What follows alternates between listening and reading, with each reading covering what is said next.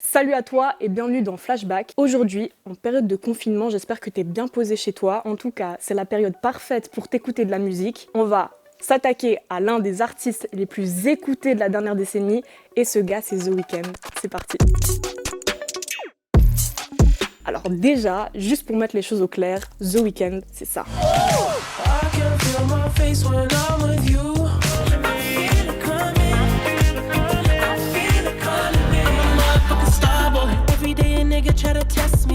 Il chante, il écrit, il compose, il arrive à mélanger les univers R&B, pop et hip-hop. Il a notamment remporté 3 Grammy Awards et 9 Billboard Music Awards, sans compter toutes les fois où ses titres sont placés au top des charts. Originaire de Toronto, The Weeknd s'est fait connaître en 2010 grâce à ses 3 premières mixtapes, House of Balloons, Thursday et Echoes of Silence. Je te vois, t'es en train de faire attention à mon accent. Alors pour la petite anecdote, en 2011 déjà, Drake, il avait remarqué The Weeknd et il avait été jusqu'à partager ses sons dans un tweet et sur son blog, ce qui avait donné une petite visibilité à l'artiste. Ah ouais, c'est clair que quand Drake il triposte, ça te booste un peu quand même. En tous les cas, c'est en 2013 que The Weeknd il balance son premier album, Kissland, avant de taper un grand coup en 2014 avec des sons comme Often ou Earned It.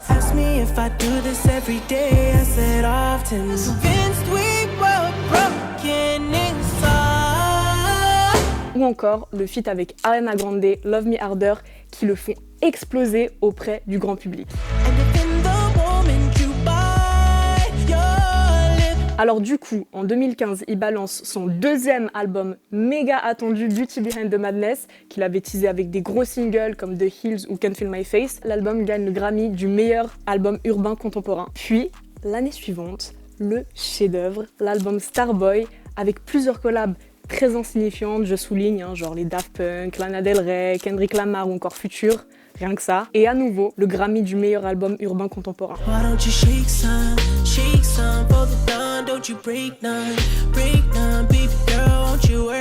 Mais son tout dernier projet en date, c'est My Dear Melancholy, sorti en 2018. C'est son tout premier EP et j'ai une bonne nouvelle, on va l'analyser maintenant.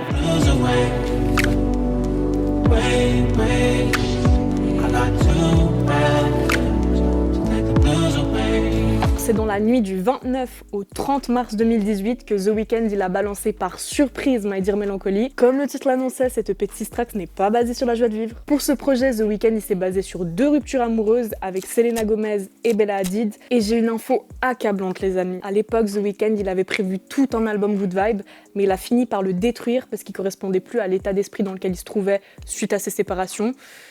Comme quoi les ruptures ça nique vraiment tout. Du coup, logiquement, sur My Dear Melancholy, on retrouvait beaucoup des sons basés sur les thèmes de l'amour, de la dépression et de la solitude. C'est là qu'il était très différent de l'album Starboy, qui avait une couleur musicale, tu vois, un peu plus funky, pop et énergique. Sur cette EP, on est plus sur une musicalité et des textes sombres, avec un flow plus nonchalant, en fait comme à ses débuts sur Trilogy. Encore une fois, il s'est entouré de gros producteurs comme les Daft Punk, Frank Dukes ou Gus Affelstein, un producteur lyonnais reconnu qui a notamment taffé sur Jesus de Kanye West. Bon, si je devais garder juste 3 morceaux sur My Dear Melancholy, je prendrais I Was Never There, parce qu'il nous emmène dans plein d'ambiances différentes, Wasted Times, pour le son plus énergique et rythmé, mais toujours triste, et Call Out My Name, pour l'élégance et l'ivresse du morceau très langoureux.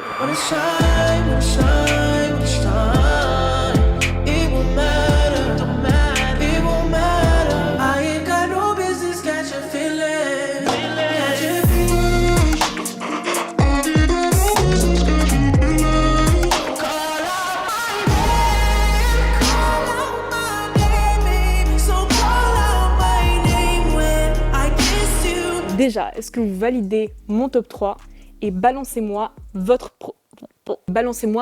son préféré en commentaire. Concernant la réaction du public, la plupart des personnes avaient kiffé retrouver la noirceur de ses premières mixtapes. Ils ont vécu ça un peu comme un retour aux sources de The Weeknd. Après cette EP My Dear Melancholy, on est resté 2 ans sans nouveau projet, 4 ans sans nouvel album, mais c'est pour vendredi, donc on en parle maintenant.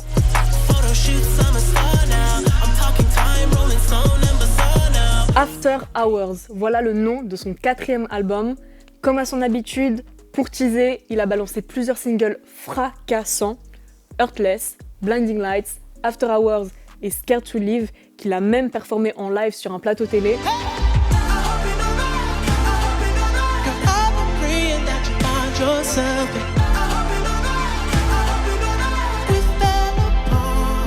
quand il veut pour venir le faire dans les nouveaux bails avec Sacha, je dis ça, je dis rien. Comme toujours, ils s'entourent de producteurs super influents de l'industrie, comme Ilangelo ou encore Metro Boomin, l'un des meilleurs nouveaux producteurs trap, qui a créé des gros bangers pour Migos, Travis Scott ou encore Future. De ce que j'ai pu entendre des singles, ce qui est vraiment cool, c'est qu'ils te plongent dans un univers remixé des années 80, genre électropop, rythmé par le synthé comme sur Blinding Lights, ou encore avec les grosses basses de Metro Boomin sur Heartless.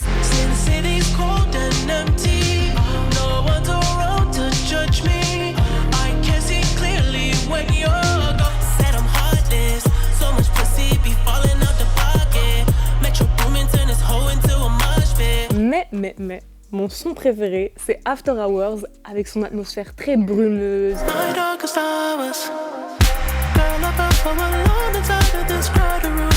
La cover, c'est le 18 février dernier qu'il l'a dévoilé sur les réseaux. Alors tu peux le voir hyper classe, dans son costume rouge, diamant aux oreilles. Léger détail, il a le visage ensanglanté et il te lâche un méga sourire de psychopathe. Forcément, on peut pas s'empêcher d'y voir une grande influence de films comme Las Vegas Parano, Casino, mais surtout Joker. Pour le mood de cet album, il sera conceptuel. Et Dieu sait qu'on aime ça. Selon The Weeknd, tout au long des tracks, on sera amené à suivre l'histoire d'un personnage qui explorera diverses émotions et ça donne des rendus de dingue. Dans ses clips, The Weeknd, il apparaît comme un perso ravagé, en psychose totale, noyé dans les vices à Vegas. Forcément, ça va parler de drogue, de jeu, de violence. Donc bon, autant dire qu'après 4 ans d'attente et toute cette promotion, on a hâte, on s'attend à un album mémorable et qui, à mon avis, impactera clairement l'industrie musicale. L'épisode est terminé, j'espère que vous avez kiffé comme d'hab, faites-le nous savoir en commentaire. N'oubliez pas de vous abonner à Tataki, partagez et likez la vidéo, lavez-vous les mains, et nous, on se retrouve pour un prochain album. Ciao!